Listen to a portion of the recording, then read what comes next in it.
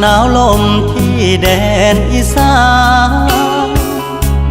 สวยตระการดอกอ้อบานเป็นทิวขาวลงเหมือนปุยสำลี